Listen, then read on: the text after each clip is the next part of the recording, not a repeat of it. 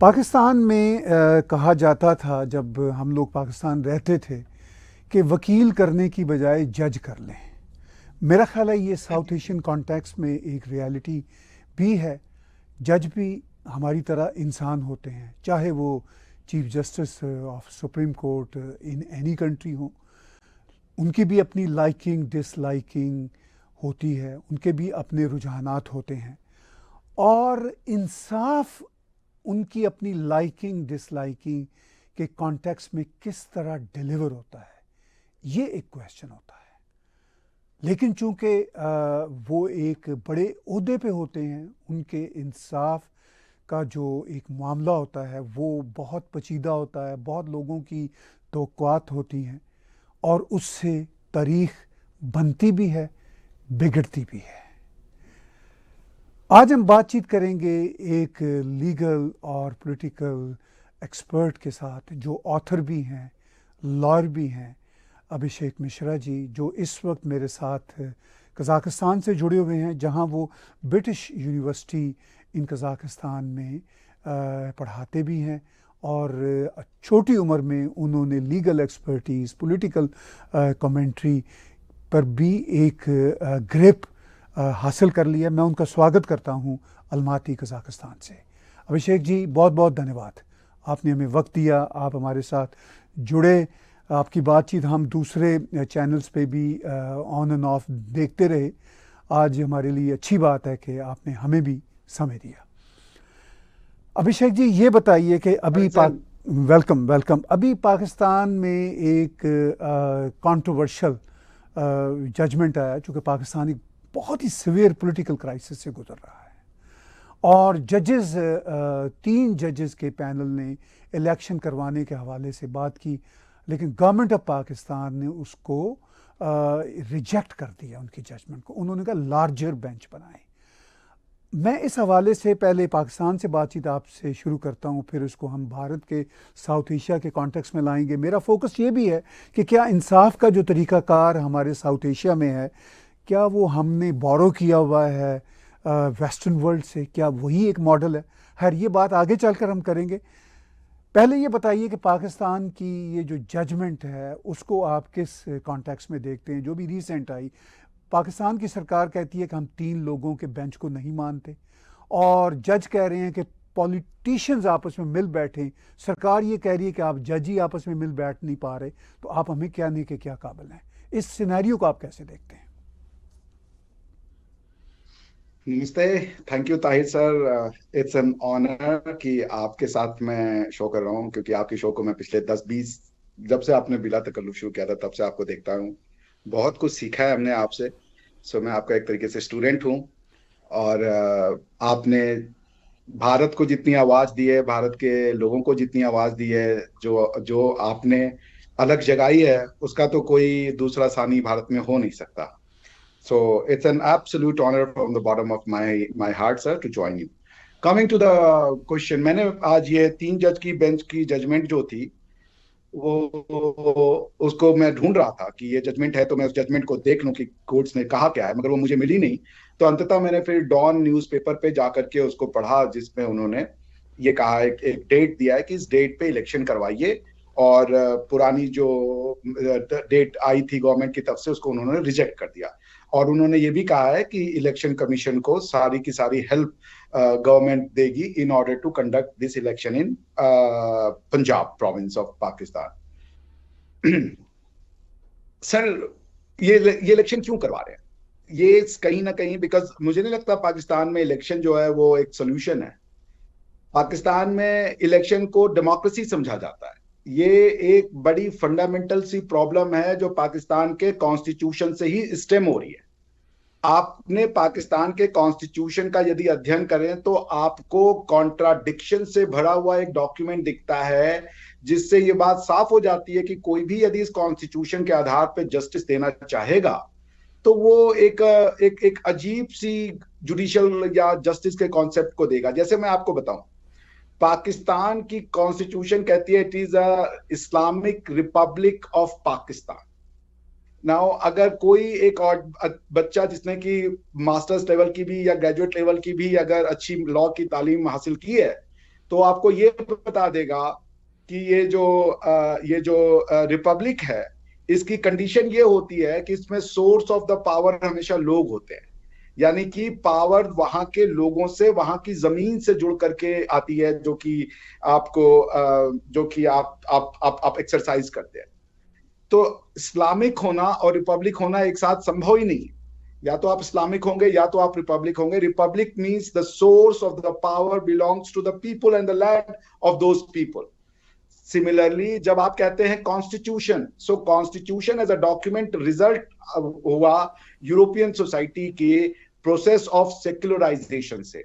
Secularisation एक क्रिया का नाम है, एक वर्ब का नाम है। सेक्युलराइजेशन कोई ऑब्जेक्ट नहीं है। सेक्युलराइजेशन अपने आप में कोई फ्रूट नहीं है, या सेक्युलराइजेशन अपने आप में कोई गोल नहीं है। Secularization is a means to achieve a goal, and that goal is called constitutional governance.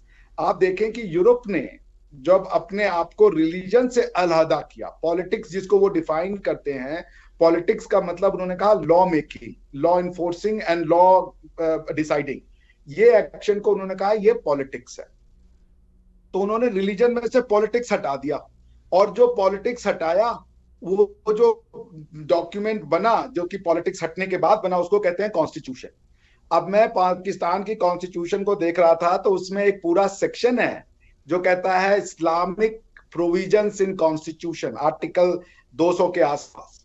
उसमें यह लिखा गया है कि कोई भी पाकिस्तान का लॉ यदि कुरान और सुन्ना के अगेंस्ट में जाता है तो वो लॉ इनवैलिड है। तो आप बताइए, पाकिस्तान की एक समस्या ये है कि चाहे वो पॉलिटिकल कमेंटेटर हो, लीगल कमेंटेटर हो, या कोई भी हो, वो ये नहीं समझता कि पाकिस्तान में पावर सेंटर है कहां पे। अब 3 पावर सेंटर तो आपकी कॉन्स्टिट्यूशन में है। एक पार्लियामेंट है, जिसको आप कह रहे हैं कि पार्लियामेंट के पास लॉ मेकिंग अथॉरिटी है, लेकिन उसकी लॉ मेकिंग अथॉरिटी एब्सोल्यूट नहीं है, क्योंकि उसको लॉ मेकिंग तो कुरान और क्या नाम है, सुन्ना के आधार पे करना है। अब कुरान और सुन्ना के आधार पे ऑलरेडी इतना फिक और स्कूल ऑफ थॉट मौजूद है कि उसके बाद आपके पास लेजिस्लेशन की कोई जगह नहीं बचती, अनलेस अनटिल कि आप कुछ रिफॉर्म करना चाह रहे हैं। तो अगर आपने ये कह दिया कि आपका कोई भी लॉ इस्लामिक लॉ से ऊपर नहीं हो सकता, तो फिर आपके कॉन्स्टिट्यूशनल जो इंस्टीट्यूशन है उनके पास कोई पावर नहीं है। बिकॉज कि जब भी कोई बाकायदा एक इस्लामिक कोर्ट की भी व्यवस्था की है, शरीयत कोर्ट अलग है, एक इस्लामिक काउंसिल कोर्ट अलग है, जो ये डिटरमाइन करेगी कि क्या जो लॉज हैं वो इन अकॉर्डेंस विद द सुन्ना और होली कुरान है।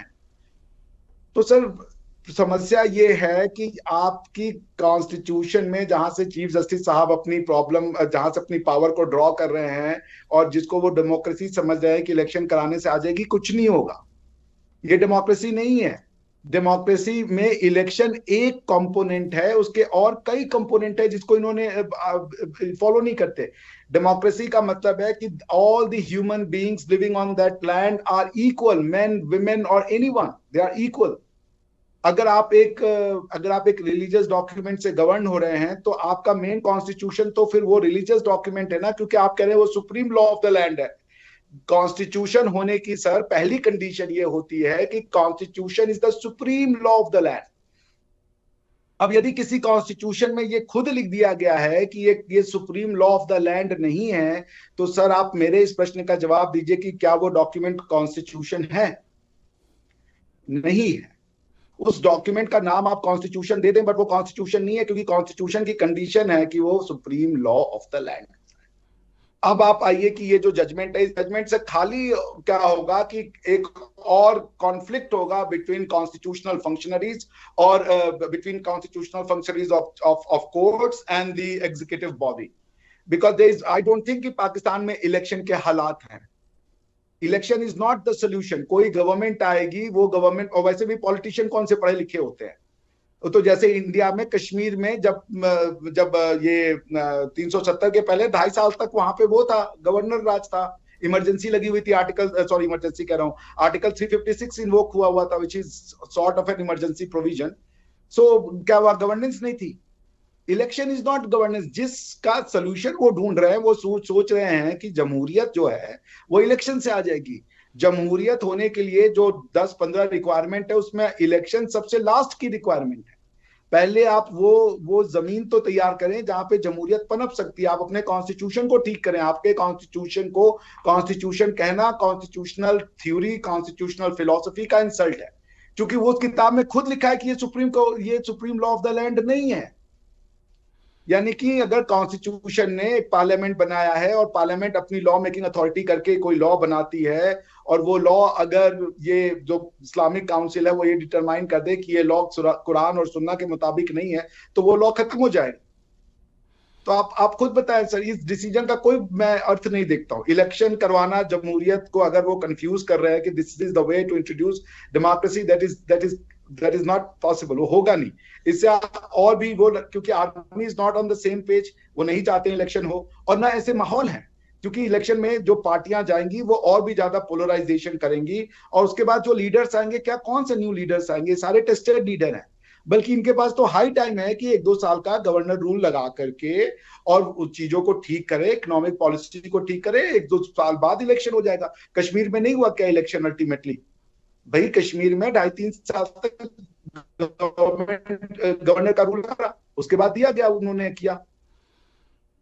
सो आई थिंक इस जजमेंट का अगर ये सोच ले कि ये कोई बड़ा लैंडमार्क है, डेमोक्रेसी को हेराल्ड करेगा पाकिस्तान में, I don't see any weightage in such judgment. इसका कोई फायदा नहीं होने वाला। जी, आपने बड़ी अहम बातें की। आपने कहा कि पहली बात तो ये है कि जो कॉन्स्टिट्यूशन है पाकिस्तान का वो क्वेश्चनेबल है, बिकॉज़ वो जुड़ा हुआ है एक और कंडीशन के साथ कि जो भी कुरान और सुन्ना की जो तालीमात हैं वो ऑन द टॉप है। चलिए, ये तो एक अपनी जगह पे बहस है और ये इम्पॉर्टेंट भी है इंटरनेशनल कॉन्टेक्स्ट में।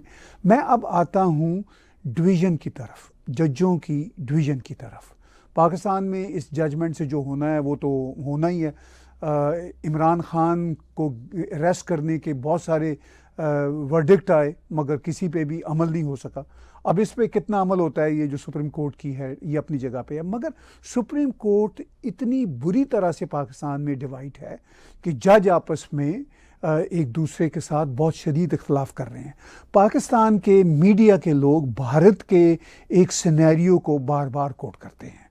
आपको याद होगा अभिषेक जी, प्रॉब्ली इन 2018 जब भारत के 4 जजों ने उस वक्त के जो चीफ जस्टिस थे दीपक मिश्रा जी के ख़िलाफ़ एक प्रेस कॉन्फ्रेंस की थी, और उन्होंने कहा था कि वो बहुत पोलराइज्ड कर रहे हैं भारत की सुप्रीम कोर्ट को। अब इस बात को पाकिस्तान में बहुत कोट किया जाता है और ये उसको एक प्रेसिडेंट के तौर पर लिया जाता है कि अगर भारत में ऐसा हो सकता था तो पाकिस्तान में क्यों नहीं हो सकता। आप उस इशू को कैसे देखते हैं और कैसे देखते हैं कि पाकिस्तान में क्यों इस बात को कोट किया जाता है, क्यों उसको प्रेसिडेंट समझा जाता है? देखिए, ऐसा ये मैं ये कहूंगा कि जो पाकिस्तान में इसको जिस तरीके से ले रहे हैं वो कंटेक्स्ट कंपेरेबल है नहीं। अब जो मेरी याददाश्त है 2018 में यदि आप देखें तो जो ये रिवोल्ट हुआ था, वो रिवोल्ट हुआ था choice of judgments, choice of benches को लेकर के, कि कौन सा जज कौन से मैटर को चुनेगा। तो वहां पे ये बात हुई थी कि अगर चीफ जस्टिस ऑफ इंडिया यदि एक पोजीशन है तो चीफ जस्टिस ऑफ इंडिया और उसके जो प्यूनी जजेस हैं, यानी उनके जो दूसरे जजेस हैं सुप्रीम कोर्ट के बेंच में बैठे हुए, उनके बीच में क्या रिलेशन है। क्या चीफ जस्टिस ऑफ इंडिया उनसे बड़ा है या चीफ जस्टिस ऑफ इंडिया उनके बराबर है? तो फिर वो सारे जज कह रहे थे कि chief justice of India is in no way superior to any of the sitting जजेस of the supreme court, he happens to be first among equal. ये उन्होंने थ्योरी दी थी कि वो फर्स्ट अमंग इक्वल है, इससे ज्यादा चीफ जस्टिस ऑफ इंडिया की कोई और जो आप कह लीजिए एडमिनिस्ट्रेटिव हायरार्की नहीं है। सो वो रिवोल्ट यही हुआ था कि कोई बेंचेस बन रहे हैं या कोई कोर्ट्स में कोई अगर कोई किसी को केस अलॉट हो रहा है तो वो केस में कौन बैठना चाहता है, कौन जज नहीं बैठना चाहता है, क्या इसका decision solely chief justice of India करेंगे, क्योंकि उस समय बहुत से इंपॉर्टेंट जुडिशियल जजमेंट जो थे वो लाइन अप थे। उसको देखते हुए एक तरीके से ये एक डिससैटिस्फैक्शन जजेस में आया, जिसमें यह था कि how the registry would function, who would allocate the cases, और वो एक सुप्रीम कोर्ट का एक इंटरनल रूल है। जिसके थ्रू वो ये जैसे उसमें आपका 3 जज बेंच है, कॉन्स्टिट्यूशनल बेंच है, हायर बेंच है, फिर रिवीजन बेंच की रिवीजन बेंच है। ये कैसे बनेगा, इसमें कौन से जज बनेंगे, कौन सा जज रिवीजन के मैटर को सुनेगा, कौन सा जज किस मैटर को सुनेगा, कौन सा जज फंडामेंटल राइट के मैटर में बैठेंगे, कौन से जज कॉर्पोरेट लॉ के मैटर में बैठेंगे, इसकी पूरी रूस्टर तैयार होती है। तो वो जो था डिससैटिस्फैक्शन एडमिनिस्ट्रेटिव था जुडिशियल से ज्यादा, क्योंकि उस समय बहुत क्रूशियल जजमेंट्स लाइन अप थे। जहां तक पाकिस्तान की बात करें तो वहां पे द कंसेप्ट ऑफ कॉन्स्टिट्यूशन को लेकर के ही प्रॉब्लम है। वहां पे ये एक, जैसे हमारी जो डिस्प्यूट थी वो इंट्रा इंस्टीट्यूशनल थी, सुप्रीम कोर्ट के जजेस के अंदर का फ्यूड था, या आप उसको कह ले डिससैटिस्फैक्शन था। यहाँ पे क्या है कि कुछ जजेस कह रहे हैं कि इलेक्शन होना चाहिए, कुछ जजेस कह रहे हैं इलेक्शन नहीं होना चाहिए। सो ये एक इंटरनल प्रॉब्लम ना होकर आइडियोलॉजिकल प्रॉब्लम हो गई। या ये भी कह रहे हैं कि सुओ मोटो की प्रोविजन है भी या नहीं है, जैसे जस्टिस काजी फाइज ईसा ने पाकिस्तान में कहा और दूसरे कुछ जस्टिस ने कहा कि भाई सुओ मोटो की प्रोविज़न को इस तरह नहीं इस्तेमाल किया जा सकता। लेकिन जो चीफ जस्टिस हैं उमर बंदयाल, वो ये कह रहे हैं कि हो सकता है। तो ये भी एक फ़र्क है, इसको आप कैसे देखते हैं? सुओ मोटो एक डिस्क्रिशनरी पावर है, और मैं आप जो चीफ जस्टिस साहब है, मैं उनकी बात से सहमत करूंगा कि अगर एक पावर है, वो जो डिस्क्रिशनरी पावर है, हर आदमी की डिस्क्रिशन अलग अलग होती है। अगर वो जज साहब को लगता है कि दिस इज अ मैटर, उसका वो कॉग्निजेंस ले सकते हैं, तो उस कॉग्निजेंस को लेकर के वो कंसर्न पार्टी को बुला सकते हैं। इंडिया में कई बार ऐसा हुआ है। अब आप ये कैसे डिटरमाइन करेंगे कि किस मैटर में, बिकॉज की सुओ मोटो लेने का मतलब है कि the party has not come before the court, court खुद ही पार्टी बन गई एक तरीके से। पार्टी इन अ वे, क्योंकि वो जज हैं तो पार्टी नहीं बन सकते, मगर कोर्ट ने खुद ही वो मैटर को संज्ञान में ले लिया और वो बोला कि आप इस मैटर को हम सुनवाई करेंगे। तो उन्होंने एक तरीके से खुद का प्रोसीजर, कोर्ट्स के फंक्शनिंग का एक प्रोसीजर ले डाउन होता है। उसमें सुओ मोटो कॉन्स्टिट्यूशनल मैटर में जनरली फंडामेंटल राइट के मैटर्स में ही सुओ मोटो लेते हैं, अदरवाइज वो पूरी की पूरी जो प्रोसीजर है उसको आप फॉलो करना पड़ता है उनको। जैसे आप आर्टिकल 32 कॉन्स्टिट्यूशन ऑफ इंडिया को देखें तो उसमें लिखा हुआ है कि फंडामेंटल राइट के मैटर्स में कोई भी आदमी वहां जाएगा, उसकी प्रक्रिया जो है कि वो कैसे मैटर को सुना जाएगा या कौन से मैटर को सुना जाएगा, ये सब सुप्रीम कोर्ट डिटरमाइन करेगा। और आज तक आर्टिकल 32 में जो प्रक्रिया की बात की गई है वो आज तक सुप्रीम कोर्ट ने नहीं बताया। सुप्रीम कोर्ट ऑफ इंडिया ने ये कहा है कि the absence of no procedure is the procedure for article 32। यानी हम क्यों प्रोसीजर बना दें? अगर कोई, मुझे लगता है कि कोई एक ऐसा मैटर है जो हमको इंटरटेन करना चाहिए तो हम करेंगे। Why should we straitjacket it in the form of procedural requirements? तो सुओ मोटो मेरे ख्याल से ये जजेस का डिस्क्रिशनरी पावर है। हर जज अपने हिसाब से चीजों को देखेगा। अगर वो चीफ जस्टिस है, उनके पास एक अथॉरिटी है, और अगर उनको लगता है कि सुओ मोटो कॉग्निजेंस लेना चाहिए तो लेना चाहिए। आई थिंक इसमें कोई डिफिनेशन नहीं हो सकता कि किसका सुओ मोटो लें, किसका नहीं लें। अगर उनको लगता है कॉन्स्टिट्यूशनल इंपॉर्टेंस है, फंडामेंटल राइट अगर वॉयलेट कर रहा है तो बिल्कुल लें। हाँ, वो ये इससे अवॉइड करें कि वो किसी तरीके का पॉलिटिकल डिस्प्यूट ना बन जाए। That is the only thing कि अगर वो पॉलिटिकल है तो उसको वो सुओ मोटो ना करें। If it is directly concern with the fundamental right of human being और directly concern with the constitutional propriety जिसको कहते हैं, कॉन्स्टिट्यूशनल मोरालिटी जिसको कहते हैं, उससे कंसर्न है तो बिल्कुल लेना चाहिए। He can pass an appropriate order कि कोई अगर कॉन्स्टिट्यूशनल फंक्शनरी है, वो अपना काम नहीं कर रही है, तो वो उसको ऑर्डर पास कर सकते हैं। Why not? मैंने अपने शो के परिचय में ये बात भी की कि क्या हमारे साउथ एशिया में जस्टिस का जो निज़ाम है वो वेस्टर्न मॉडल्स पे चल रहा है, या हम कोई डिफरेंट निज़ाम इवॉल्व कर सकते हैं? प्रिसाइजली भारत चूँकि एक बहुत बड़ी डेमोक्रेसी है, दुनिया की सबसे बड़ी डेमोक्रेसी है, और भारत में जो जस्टिस का निज़ाम है वो हमें यहाँ बैठ के बहुत अच्छा लगता है रिलेटिवली। ये नहीं हम कहते कि परफेक्शन होती है, परफेक्शन तो अमेरिका में भी हम नहीं कह सकते। लेकिन आप हमारे व्यूज़ को ये बताइए, क्योंकि आपका एक्सपोजर इंटरनेशनल जुडिशियल सिस्टम के साथ भी है, आप खुद लॉ को पढ़ाते हैं, तो भारत में प्रिसाइजली या साउथ एशिया में आप कैसा देखते हैं निज़ाम जो जस्टिस का है? ये आपको लगता है कि आइडियल है या इसमें कोई इम्प्रूवमेंट की गुंजाइश है? इम्प्रूवमेंट की गुंजाइश तो सर हर जगह होती है। देखिए, मैं ऐसे कहूंगा, जुडिशियल सिस्टम को आपको दो पार्ट में सर डिवाइड करना पड़ेगा। कोर्ट्स आज की डेट में, कॉन्स्टिट्यूशनल कोर्ट, कॉन्स्टिट्यूशनल सोसाइटी में दो तरह के होते हैं। एक होते हैं जो डिस्प्यूट रिजॉल्व करते हैं। तो डिस्प्यूट रिजॉल्विंग वाले कोर्ट जो होते हैं वो स्टैच्यूट बने होते हैं, उन स्टैच्यूट को अप्लाई करते हैं और वो accordingly rights and obligation parties के डिटरमाइन कर देते हैं। मगर मेरा उनसे कोई इख्तलाफ नहीं है, क्योंकि अब जैसे हमारे यहाँ हिंदू मैरिजेस एक्ट को कोडिफाई कर दिया है, तो अब वो हिंदू सक्सेशन एक्ट को कोडिफाई कर दिया है, तो अब सैकड़ों हजारों साल पहले वो क्या प्रिंसिपल्स थे क्या नहीं, अब वो इररेलेवेंट हो गए, क्योंकि भाई पार्लियामेंट ने अपनी एक्सरसाइज, अपनी पावर का एक्सरसाइज करते हुए उसको कोडिफाइड कर दिया, वो आपको फॉलो करना पड़ेगा। मेरा जो मेन कंसर्न है, जब कॉन्स्टिट्यूशनल जजेस जो हैं, कॉन्स्टिट्यूशनल बेंचेस जब बैठती हैं, तो वो जिस तरीके से कॉन्स्टिट्यूशन को एडॉप्ट कर रही हैं या कॉन्स्टिट्यूशन को एक्सप्लेन कर रही हैं, वहां पे मेरा इनसे बहुत हद तक इख्तलाफ है। कि जो भारतीय जुडिशियल सिस्टम की बात, मैंने पाकिस्तान की तो एक ही दो केसेस पढ़े हैं मैंने, वो आसिया बीबी का केस एक बार मैंने पढ़ा था, जिसको पढ़ के मैं बड़ा डिसअपॉइंट हुआ था। लेकिन मैं अगर भारत के परिप्रेक्ष्य में बात करूं, तो मैं आपको बताऊं, मेरे एक बड़े अच्छे प्रोफेसर हैं, कनाडा में ही रहते हैं, मित्र है मेरे, वो उनसे मैंने जर्मनी में मेरी मुलाकात हुई थी एक कॉन्फ्रेंस के दौरान। उन्होंने एक किताब लिखी थी सर, रॉन हर्शल नाम है उनका।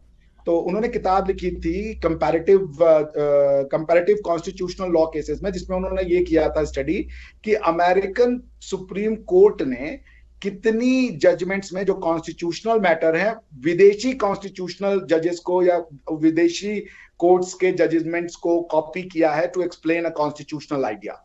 और उन्होंने ये पाया कि 10-15-20 साल का जो उनका टाइम पीरियड का वो जो रिसर्च था, जो उनका डोमेन था, उन्होंने उसमें पाया कि अमेरिका ने आज तक, अमेरिकन कोर्ट्स ने कॉन्स्टिट्यूशनल मैटर में किसी भी फॉरेन कोर्ट्स का कोई भी जजमेंट या हेल्प नहीं ली है, बारिंग 2 ओकेजन्स। एक जगह पे उन्होंने इजराइल के कोर्ट को कोट किया था किसी मैटर के लिए, और दूसरे में कनाडा के कोर्ट को उन्होंने यूज किया था एक्सप्लेन करने के लिए किसी आइडिया को। इसके बरक्स अगर आप इंडिया में देख लें, तो कोई भी कॉन्स्टिट्यूशनल मैटर होता है तो वो कॉन्स्टिट्यूशनल मैटर में आपको फॉरेन जजमेंट्स की एक पूरी, मतलब अगर वो 40 पेज का जजमेंट है, 70 पेज का जजमेंट है, तो 20-25 पेज आपको अमेरिकन जजमेंट ही मिल जाएंगे कोट किए हुए। यानी अपनी एनालिसिस नहीं है। अमेरिका जिस तरीके से कॉन्स्टिट्यूशन को समझता है, हम वो कॉन्स्टिट्यूशन नहीं है। अमेरिकन कॉन्स्टिट्यूशन और यूरोपियन कॉन्स्टिट्यूशन और इंडियन कॉन्स्टिट्यूशन में जमीन आसमान का अंतर है। अगर आप ये देखें, American constitution is pure and pure agreement.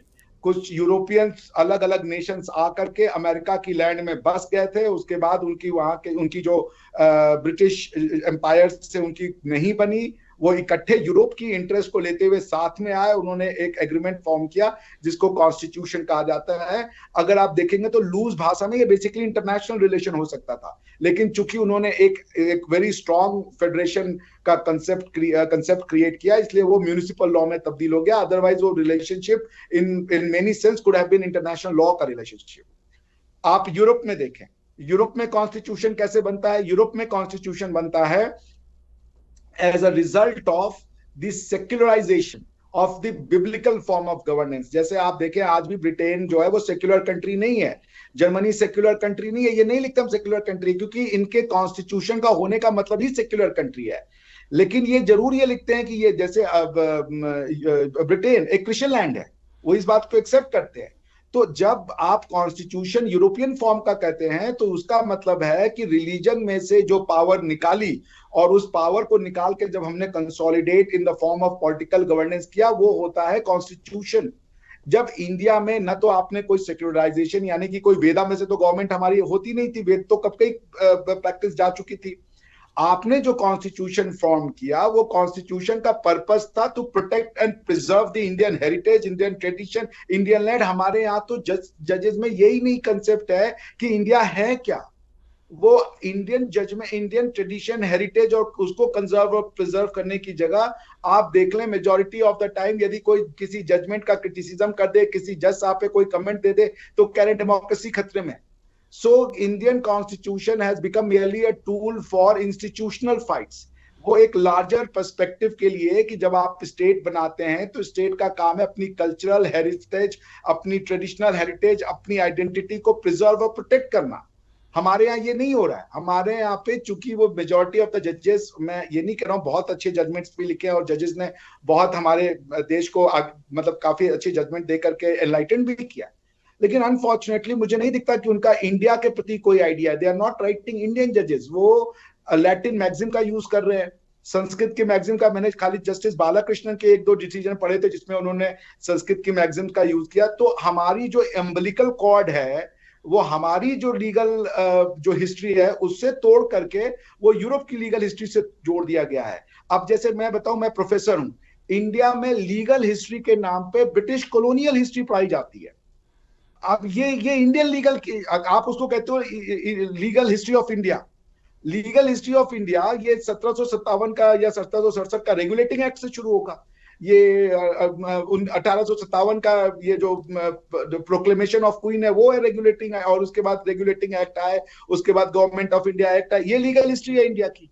इसके पहले कोई लीगल हिस्ट्री नहीं थी। जिस देश में धर्मशास्त्र लिखे गए, जिस देश में अर्थशास्त्र लिखे गए, उस देश में डिस्प्यूट होता रहा होगा, कोई तो लीगल हिस्ट्री कर ले।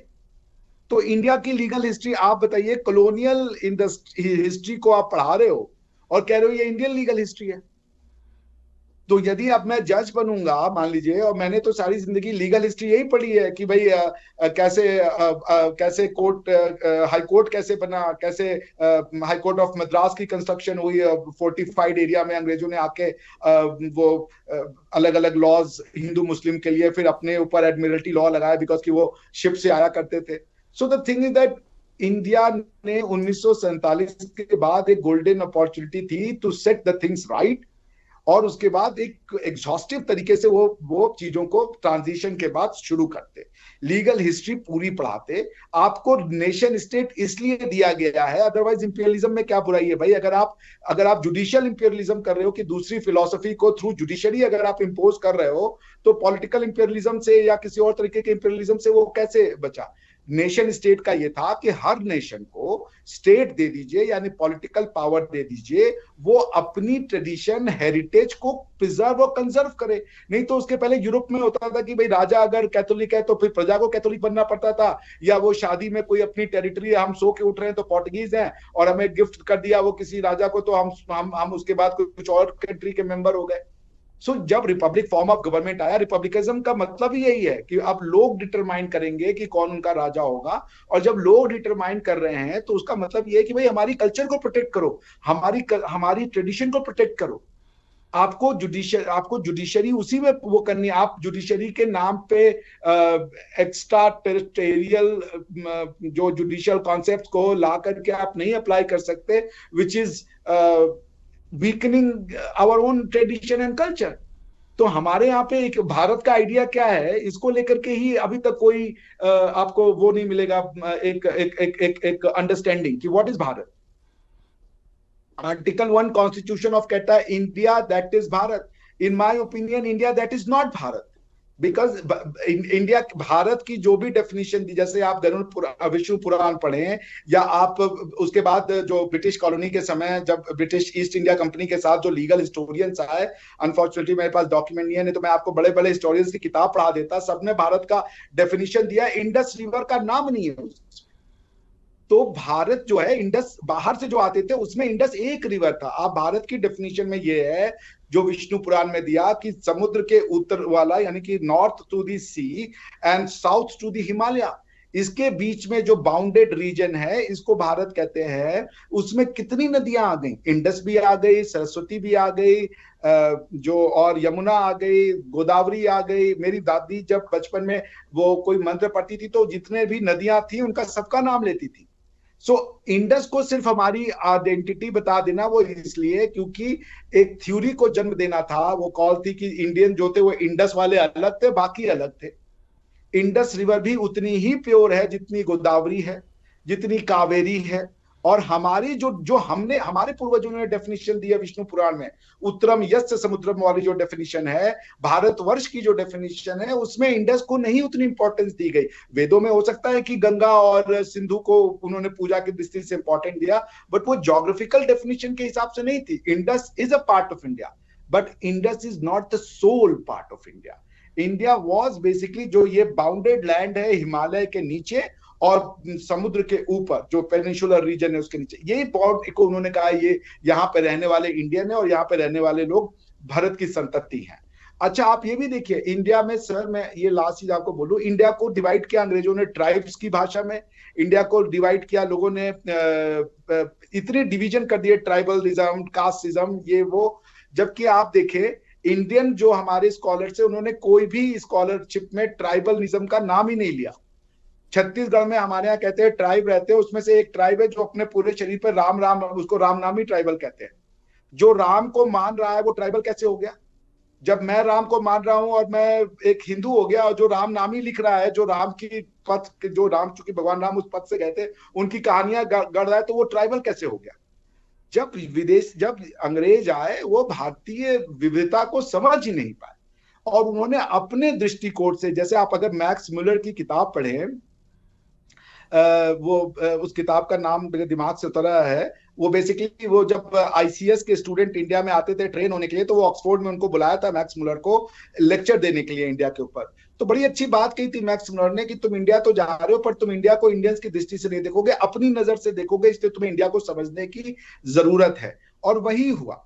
ये जब इंडिया को आए तो इंडिया में इतनी वेराइटीज थी, इस विविधता को ये समझ नहीं पाए, बिकॉज यूरोपियन होमोजेनिटी को समझते हैं। इनकी बिब्लिकल कॉन्सेप्ट में नेशन की जो बात आती है, वो एक होमोजीनियस जब तक सोसाइटी ना हो उसको वो नेशन ही नहीं मानते। इसीलिए इंडिया को वो पॉलिटिकल स्टेट ही नहीं मानते थे, बिकॉज ये कहते थे ये तो इतनी डाइवर्सिटी है, होमोजेनिटी नहीं है इसमें, ये तो स्टेट हो ही नहीं सकता, because in order to be a state you need to be a homogeneous society, monolithic society. वो समझ ही नहीं पाए कि इंडिया की डाइवर्सिटी ही स्टेटहुड है उसका। इंडिया की पॉलिटिकल जो पावर है वो कल्चरल पावर से वीक है, because India conquest based society नहीं थी।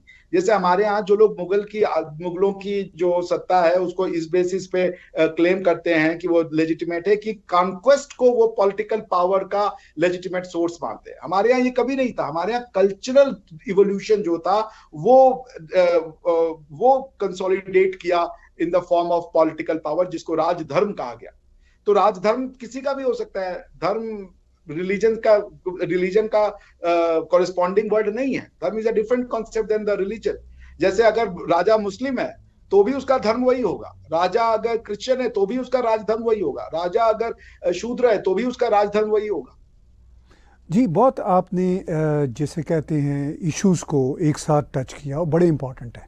मैं जो समझ पाया हूँ अभिषेक जी, कि जो कॉन्स्टिट्यूशन होता है किसी भी देश का, जो आप कह रहे हैं उसके कॉन्टेक्स्ट में कॉन्स्टिट्यूशन सिविलाइजेशन के साथ जुड़ा होता है।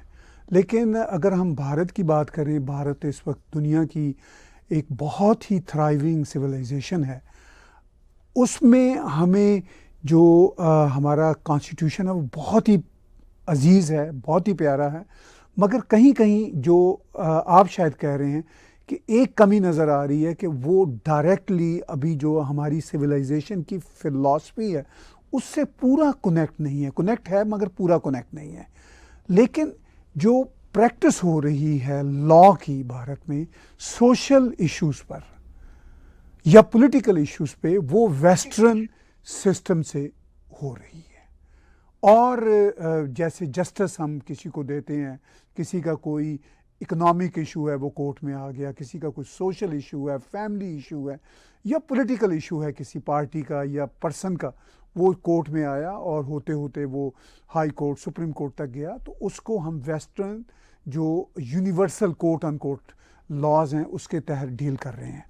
ये वो बातें हैं जो हम आपसे करते रहेंगे। लेकिन आखिर में आज की बातचीत में हमें ये बताइए कि क्या मैं सही समझ रहा हूँ कि आप ये कहना चाह रहे हैं कि जो नॉर्मल डे टू डे के इश्यूज़ हैं वो तो हैंडल हो सकते हैं जो लॉ का स्ट्रक्चर है इस वक्त वहाँ पे, लेकिन जो ब्रॉडर इश्यूज़ हैं उसके लिए कोई बड़े विजन की इंडक्शन की ज़रूरत है, उस बड़े विजन को इंडक्ट किया जाए।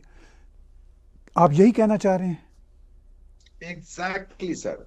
देखिए, जब मैं कह रहा हूं दो तरह के कोर्ट्स हैं सर, एक डिस्प्यूट रिजोल्यूशन वाले। कॉन्स्टिट्यूशनल कोर्ट डिस्प्यूट नहीं डिसॉल्व करता। कॉन्स्टिट्यूशनल कोर्ट एक नेगेटिव लेजिस्लेटर है, यानी कि कोई भी कोर्ट होगा वो कभी किसी लॉ को नहीं कहेगा ये गलत है, लेकिन कॉन्स्टिट्यूशनल कोर्ट लॉ को ही गलत कह देता है। तो you sit as a negative legislator. तो मैं ये कह रहा हूं कि जो हमारा कॉन्स्टिट्यूशन है वो क्या है भाई, कॉन्स्टिट्यूशन में ऐसा कुछ तो नहीं है जिससे कि इंडिया आइडेंटिफाई हो। कॉन्स्टिट्यूशन में सिर्फ टूल्स हैं, इंस्टीट्यूशंस बनाए गए हैं। Article 1 to 4 article 1 to 2 territory defined, article 1 to 5 territory defined है। उसके बाद आपका सिटीजनशिप डिफाइंड है, उसके बाद आपका फंडामेंटल राइट डिफाइंड है, उसके बाद आपका union legislature, union executive, union, ये सब तो इंस्टीट्यूशन है।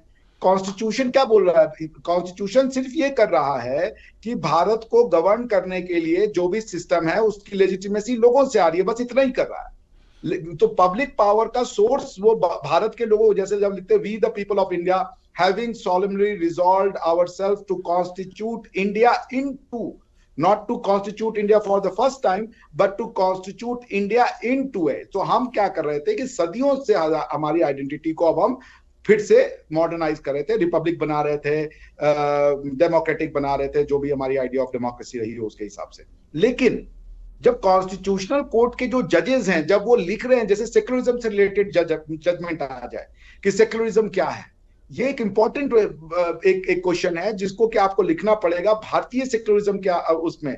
अगर आप सिर्फ और सिर्फ, चूंकि भारतीय सेक्युलरिज्म को पढ़ने के लिए आपको ओरिजिनल रिसर्च चाहिए होगा, लेकिन अगर आप एग्जिस्टिंग रिसर्च पे जाएंगे तो सेक्युलरिज्म पे सिर्फ और सिर्फ विदेशियों ने लिखा है, वो अपनी सेक्युलरिज्म के हिसाब से। जैसे मैंने कहा कि जो मेरी अंडरस्टैंडिंग है, सेक्युलरिज्म का मतलब ही है कॉन्स्टिट्यूशनल गवर्नमेंट।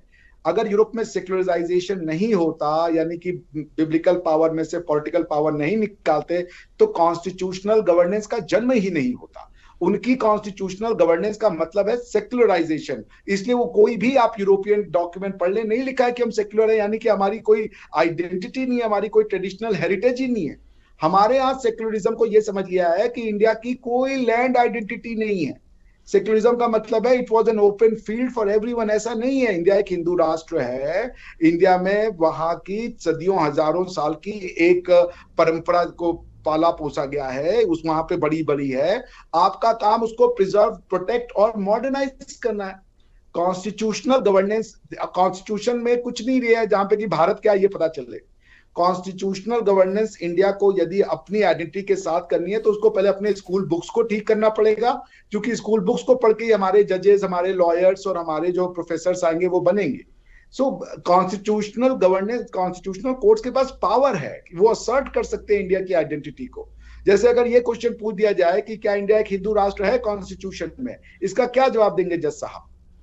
कि इंडिया सेक्युलर जो वर्ड जुड़ा 1976 में, उसके पहले इंडिया के कॉन्स्टिट्यूशन में तो वर्ड सेक्युलर नहीं था। और क्यों कोई भी यूरोपियन कॉन्स्टिट्यूशन में वर्ड सेक्युलर नहीं लिखा हुआ है?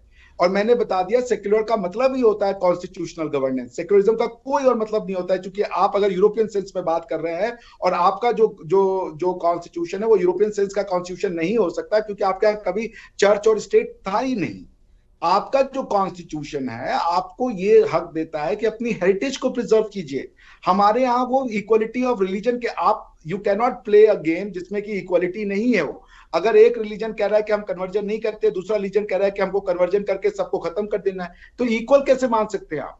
अगर आप ब्लाइंडली कह देंगे कि all religions are equal, that is not the case. One theory is a God loving theory, another is a God fearing theory. कौन गलत है कौन सही, उस पर हम नहीं जा रहे। But the thing is that जजेस has to stamp it out. जजेस को ये लिखना पड़ेगा कि इंडिया की आइडेंटिटी क्या है, सेक्युलरिज्म का मतलब क्या है। वो सेक्युलरिज्म अमेरिकन सेक्युलरिज्म को लगा रहे हैं। अमेरिकन सेक्युलरिज्म क्यों लगा रहे हैं भैया अमेरिका, आप इंडिया पे? अमेरिका में यूरोप को लोग जाकर के दूसरों की लैंड पे बस गए, तो उन्होंने जो सेक्युलरिज्म दिया वो एक दूसरे नेचर का सेक्युलरिज्म है। आप इंडिया की तुलना अमेरिकन कोर्ट से, अमेरिकन सोसाइटी से नहीं कर सकते, because they all are immigrant society. या आप ये कहते फिर इंडिया भी इमिग्रेंट सोसाइटी है। अब अगर ये लॉजिक है कि इंडिया इमिग्रेंट सोसाइटी है, फिर आप यूरोपियन सेक्युलरिज्म को नहीं यूज कर सकते, क्योंकि कॉन्स्टिट्यूशन का मतलब है पब्लिक पावर, अथॉरिटी, रूल करने की कहां से आती है। और वो हमारे वो प्रियम्बल में देता है कि we the people of India are the authority of the law making, authority of the constitutional governance. हमने आपके ऊपर ये दिया है लिमिटेड सॉवरेनिटी, आपको डिवाइड करके। सो पॉइंट यही मैं कह रहा हूं कि जब आप कॉन्स्टिट्यूशनल कोर्ट हैं सर, तो आपको बहुत बोल्ड डिसीजन लिखने पड़ेंगे, which is preserving, protecting and which is conserving. आप इसको एक you can not derive the secularism की यूएस में क्या कहा और ब्रिटेन में क्या कहा, और या आपको ये बताना पड़ेगा कि इंडियन सेक्युलरिज्म क्या है। और जरूरत भी है कि नहीं है, क्या ये वर्ड ऐसा तो नहीं है, एक ऐसा वर्ड है जो आप नहीं, जैसे रिलीजन और धर्मा लोग समझ ही नहीं पाते, तो अब आप रिलीजन, जैसे हम कहते हैं धर्म is a different thing, religion is an entirely different thing. आप ये तो करें ना, तो उसी तरीके से बताएं क्या सेकुलरिज्म की जरूरत है हमें, क्या अमेरिकन सेकुलरिज्म हमारे यहाँ लगेगा? Are we immigrant? क्या ये किसी और की लैंड है? तो किसकी लैंड है फिर? वो जिसकी अगर लैंड है वो कौन है? इस तरीके की थ्योरीज में जाने का कोई फायदा नहीं होगा। कॉन्स्टिट्यूशनल कोर्ट सर एक नॉर्मल जुडिशियल लॉ में, जुडिशियल डिस्प्यूट रिजोल्यूशन कोर्ट नहीं होती। कॉन्स्टिट्यूशनल कोर्ट एक नेगेटिव लेजिस्लेटर होता है, क्योंकि वो किसी लॉ को अप्रूव या लॉ को डिसअप्रूव कर रहा होता है, अनकॉन्स्टिट्यूशनल या उसको एक्स्ट्रा अल्ट्रा वायरस बता रहा होता है। जुडिशियल डिस्प्यूट नहीं परफॉर्म करते when you are acting as a judicial, when you are performing judicial review. ये बहुत बहुत सैक्रोसेंट काम है, और जुडिशरी की काम जो है वो प्रिजर्व और प्रोटेक्ट करना इंडियन हेरिटेज को है। बहुत बहुत धन्यवाद अभिषेक जी, आपसे बातचीत करके मुझे अंदाज़ा हुआ कि आपसे बहुत सारी बातें और भी हमें करनी होगी। आने वाले दिनों में बहुत सारे शोज़ आपके साथ करेंगे। ये बहुत ही इम्पॉर्टेंट इश्यूज़ हैं और इन इश्यूज़ पे हमें सोच विचार करना है। इन इश्यूज़ पे आप जैसे एक्सपर्ट से जानना है, ताकि हम भारत की जो नई राहें इस वक्त खुल रही हैं उनमें नए नए एवेन्यूज़ देख सकें। बहुत बहुत धन्यवाद। Thank you sir. व्यूअर्स, बातचीत सुन रहे थे अभिषेक मिश्रा की। आपने टैग टीवी में एक बिल्कुल नया फ्लेवर आज देखा, और इस फ्लेवर को हम कंटिन्यू करेंगे, क्योंकि यही वो फाउंडेशंस हैं जिनसे कौमें आगे बढ़ती हैं, जिनका चर्चा अभिषेक जी कर रहे हैं। टैग टीवी की आज की बातचीत मेरे साथ और अभिषेक जी के साथ देखने और सुनने का बहुत बहुत धन्यवाद, बहुत बहुत शुक्रिया।